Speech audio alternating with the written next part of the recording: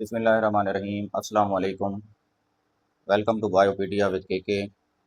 Ninth biology chapter number 2 biodiversity. आज हम discuss करेंगे two kingdom classification to five kingdom classification system. First हमारे पास दो किंगडम क्लासिफिकेशन सिस्टम है। दो किंगडम क्लासिफिकेशन सिस्टम क्लासिफिकेशन का सबसे पुराना सिस्टम है। इस सिस्टम के मुताबिक तमाम जानदारों की क्लासिफिकेशन दो किंगडम्स के अंदर की जाती थी। एक किंगडम प्लांटी और दूसरा किंगडम एनिमिलिया। दो टर्म है हमारे पास यहाँ पर, एक है ऑटोट्रॉफ्स और दूसरी है हेटेरोट्रॉफ्स। ऑटोट्रॉफ्स ऐसे जानदार जो अपनी खुराक खुद बनाते हैं, खुद तैयार करते हैं। ऑटोट्रॉफ्स को किंगडम प्लांटी के अंदर शामिल किया गया। दूसरी टर्म है हेटेरोट्रॉफ्स। हेटेरोट्रॉफ्स ऐसे जानदार हैं जो अपनी खुराक खुद तैयार नहीं करते। हेटेरोट्रॉफ्स को किंगडम एनिमिलिया के अंदर रखा गया है। यहाँ पर क्वेश्चन है, what type of organism were included in kingdom plantae according to two kingdom classification system. दो किंगडम क्लासिफिकेशन सिस्टम के मुताबिक किंगडम प्लांटी के अंदर कौन से जानदारों को शामिल किया गया।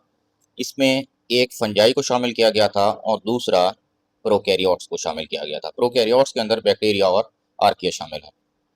दो किंगडम क्लासिफिकेशन सिस्टम को मुस्तरद क्यों किया गया, इसके ड्रॉबैक्स क्या हैं। बहुत सारे यूनिसेलुलर जानदार जिस तरह यूग्लिना जो है, इसमें प्लांट वाली खसूसियात भी पाई जाती हैं और जानवर वाली खसूसियात भी पाई जाती हैं। प्लांट लाइक करैक्टर कि इसके अंदर क्लोरोफिल मौजूद होता है, और एनिमल लाइक करैक्टर ये है कि इसके अंदर सलवाल नहीं होती। दूसरा, अंधेरे में इसका जो मोड ऑफ न्यूट्रिशन है वो हेटेरोट्रॉफिक है।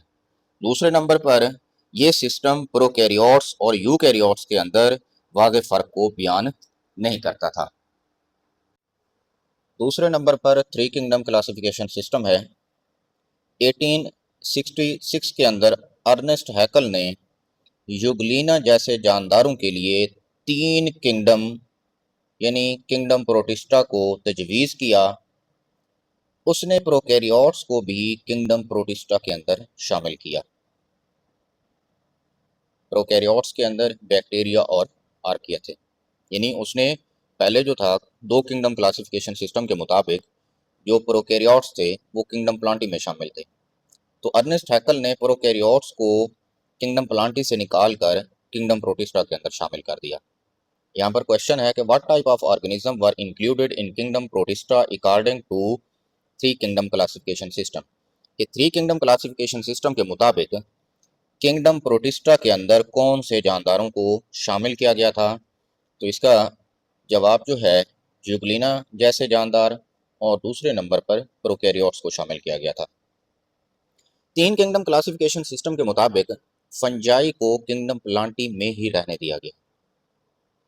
अब बहुत सारे जो टैक्सोनोमिस्ट थे वो फंजाई के किंगडम प्लांटी में जगह से उनको इख्तलाफ था, क्योंकि फंजाई जो है वो बहुत से तरीकों से प्लांट के साथ रिजेंबल करता है। अब कौन सी खसूसियात जो है वो दोनों के अंदर एक जैसी हैं। दोनों जो है ये यूकैरियोटिक मल्टी सेलुलर हैं और दोनों में सेंट्रियोल्स मौजूद नहीं होते।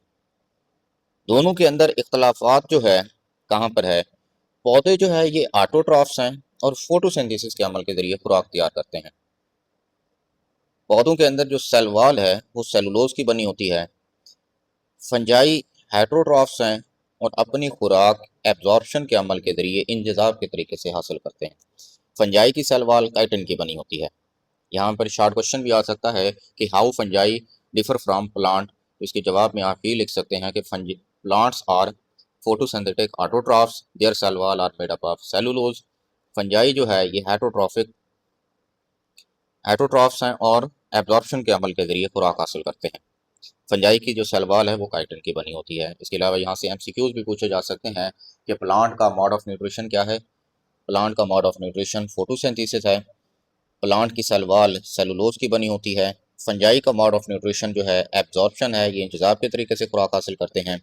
फंजाई की सेल वॉल काइटिन की बनी होती है। तो इस तरह ये बोर्ड के पेपर में एमसीक्यूज भी पूछे जा सकते हैं।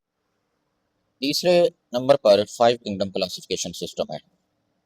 पांच किंगडम क्लासिफिकेशन सिस्टम के अंदर 1937 में ई चिटन नामी साइंसदान ने दो इस्तिलाहात तजवीज़ की, एक प्रोकैरियोटिक और दूसरा यूकैरियोटिक।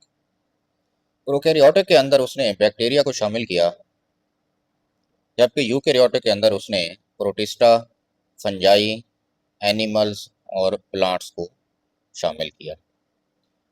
1969 में रॉबर्ट विटेकर ने 5 किंगडम क्लासिफिकेशन सिस्टम को मुतारिफ करवाया। रॉबर्ट विटेकर ने इस 5 किंगडम क्लासिफिकेशन सिस्टम की बुनियाद 2 चीज़ों पर रखी। Number 1, level of cellular organization. Number 2 पर modes of nutrition. Level of cellular organization के अंदर जो उसने पॉइंट शामिल किए, उनमें अगर वो जानदार क्या है, बैक्टीरिया है या आर्किया है, तो उसके अंदर सेलुलर ऑर्गेनाइजेशन जो होगी वो प्रोकैरियोटिक होगी। अगर वो जानदार प्रोटिस्टा है तो उसके अंदर सेलुलर ऑर्गेनाइजेशन यूनिसेलुलर यूकैरियोटिक होगी। अगर वो जानदार फंजाई है, प्लांट्स है या एनिमल्स है, तो उसमें cellular organization multi cellular eukaryotic होगी। दूसरा पॉइंट जो बुनियाद के अंदर उसने शामिल किया वो खुराक हासिल करने का तरीका था। अगर वो जानदार पौधा है तो उसका खुराक हासिल करने का जो तरीका होगा वो फोटोसिंथेसिस होगा। अगर वो जानदार फंजाई है तो उसका खुराक हासिल करने का तरीका एब्जॉर्प्शन होगा, इंजिज़ाब के तरीके से ही वो खुराक हासिल करेगा। अगर वो जानदार एनिमल है तो वो खुराक को इंजेस्ट करेगा, उसका मोड ऑफ न्यूट्रिशन इंजेक्शन होगा। इन बुनियादों पर जानदारों को 5 किंगडम के अंदर शामिल किया गया।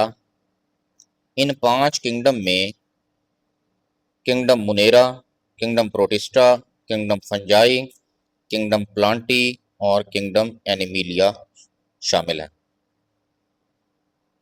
बाद में 1988 के अंदर मार्गुलिस और शिवार्ट्स ने रॉबर्ट विटेकर के पेश करदा 5 किंगडम क्लासिफिकेशन सिस्टम की मॉडिफिकेशन की, उसके अंदर तरमीम की।